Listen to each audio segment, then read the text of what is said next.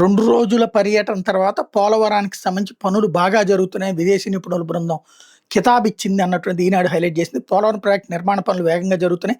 మా 5వ పర్యటనకు ఈ 6వ పర్యటనకు మధ్య ఎంతో పురోగతి కనిపిస్తోంది. గడిచిన 3 నెలల్లో ప్రాజెక్టు పనుల్లో మంచి ప్రగతి ఉంది. 2026 జూన్ వరకు డయాఫ్రమ్ వాల్ పూర్తి చేయలేమని అప్పట్లో బావర్ కంపెనీ ప్రతినిధులు చెప్పారు. ఇప్పుడు ఫిబ్రవరి నాటికే డయాఫ్రమ్ వాల్ పూర్తి కాబోతోందంటూ ఈ ప్రాజెక్టుకి సంబంధించిన విదేశీ నిపుణులు హించ్బర్గర్, డేవిడ్ బీపాల్, ఫ్రాంకో డీసీ స్కూల్ ప్రశంసించారు.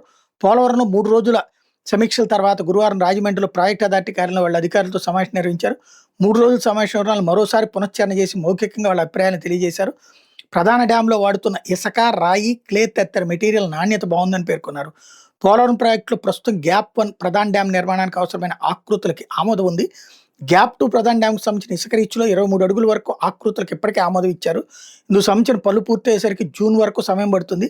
గ్యాప్ 2 ప్రధాన డ్యాం బంకమన్ను రీచ్లో ఆకృతులకు సంబంధించిన అంశాల మీద గడిచిన 3 రోజులు చర్చలు జరిపారు.